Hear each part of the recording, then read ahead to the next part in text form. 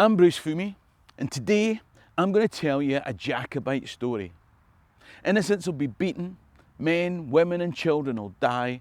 There'll be heartless looting and burning folk out of their homes to face winter's sleety dribble and Cranrach cold. The thing is that before I even tell the tale, you probably already know the victims and the perpetrators. Who were the goodies and who were the baddies? But stick around, because these are real people whose tale deserves to be told. If you're interested in the people, places and events in Scottish history, then click the subscribe button at the bottom right. In the meantime, let me tell you their story.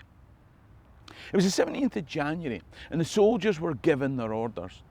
Essentially, carte blanche to go on a spree of pillage and burning that would leave every village in this valley devastated. Sometime after 10 p.m. on the night of Tuesday the 24th of January, they came from that direction and they headed down the hill behind me. When they got to their first village here, the residents were thrown out into the night as the soldiers went through their houses.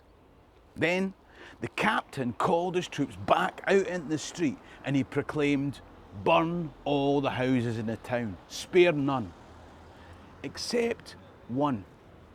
There was one woman called Mrs. Patterson who provided support and hospitality in the past. Her house would be spared. Oh, and the church. The church was one place of refuge for some as they ran hither and thither on this street. Of course, some didn't dare to stay in the town and they ran for the hills and the fields. The local schoolmaster, William Davidson, was a known target, so he ran for the woods, leaving his pregnant wife in their home. When she complained to the men plundering her belongings, they knocked her to the ground with the butt of their guns and left her for dead. Some tried to move their belongings out of their houses to preserve them from the fires, but that just left easier pickings for the soldiers. At 9 the next morning, 200 to 300 troops moved west to the next village. They took with them William Maitland, whose dad owned the local inn. When they reached it, they fed their horses and then went about their business in this community. Jean Edie's was one of the larger houses. When she begged for them to spare it, they broke down the door, took what they could, and then used straw to set fire to the building. When they got to James Bryce's house, only his wife was in. She fled to the hills and the torches burned, they say, with children still inside. When Alexander Gibson's house and business was looted and burned, he himself was beaten and robbed. James Maitland, the innkeeper whose son had guided the troops here, had been promised that his house would be spared. But no. They tell me that on the 28th, 11 miles to the north, the captain of those troops was being put up by the Caw family. After an argument, he left the house and gave the order to start burning. One of his associates was heard to say that he hoped they would get a Glen Cohen and let them all burn together.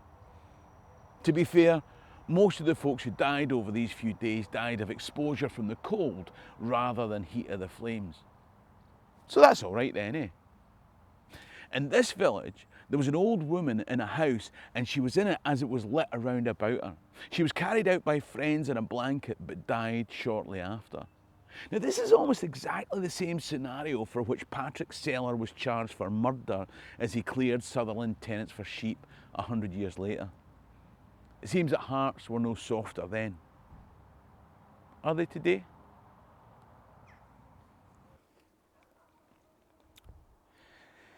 You see, if I'd been alive 300 years ago, it would have been my house that they were burning. Because I live in this village where only one house stands that survived that night. In the days of pub pool teams and darts teams and the like, each of the neighbouring villages that we played against suffered the same fate. Now, you've probably already got the image of pitiless red-coated soldiers setting to their task with eager alacrity. But you'd be wrong. Because the soldiers carrying out this brutality were tartan-clad claymore-carrying Highlanders. It was MacDonald's, Camerons, Stewarts and McLeans, led by Ranald MacDonald of Clanranald, who did this. You see, on the 17th of January 1716, on behalf of King James VIII, or the Old Pretender, depending on your chosen side, the Earl of Mar had given orders that the enemy should be as much incommoded as possible by destroying all the corn and forage which may serve to support them on their march, and burning the houses and villages which may be necessary for quartering the enemy. So on the night of the 24th of January, Outlander was burned and folks were cast out into January snow. The next day, my own wee village here was burned. Now, by the 27th of January, King James realised that this was public relations nightmare, and he issued a declaration saying, whereas it was absolutely necessary for our services and the public safety that the villages of Outlander and Blackford should be burned and destroyed to prevent the far greater inconveniences and hardships which must have ensued. What? What greater inconvenience than stealing your stuff, taking your food, throwing you out in the winter snow and setting your house on fire? I'm trying to imagine something more inconvenient than that. And if you're thinking trying to get through to a Royal Bank of Scotland call centre, I did think of that. But at least if you can have a cup of tea or a caramel wafer while you're waiting for RBS customer service. In fact, you could have a few caramel wafers when you're waiting. I was 11 stones when I phoned for a new PIN number. Look at me now. Actually, on the subject of being overweight, I ordered this Let Me Tell You a Story hoodie for myself from my online shop. You'll find it under this video or at www.scotlandhistorytours.co.uk/shop. Now, a word of warning, the system seems to default to small, so make sure you select your size. By the time I'd got my new PIN number from the bank, the hoodie didn't fit. So, I've now got a Let Me Tell You a Story hoodie in a size small to give away. Here's what we're going to do. My wife likes reading the comment section. So if you say in the comment section, I'd love a Let Me Tell You a Story hoodie because, and then finish the sentence, then my wife will choose her favourite. We'll respond to that comment and get you to send your details and we'll post it out to you. Now, remember, it's small and it's my wife you've got to satisfy. So, good luck with that. Closing date's the 4th of September. Check for responses to your comments after that. Now, back to the story. The point is that James realised the public relations disaster and he promised to compensate folk when he eventually regained his throne. Spoiler alert, he never did. What's worse, the day after James's face-saving PR declaration was issued, Jacobite troops arrived here in Dunning to burn this village. Later that year, to commemorate the events of January 1716, the people of Dunning planted this thorn tree in what's now called Thorn Tree Square.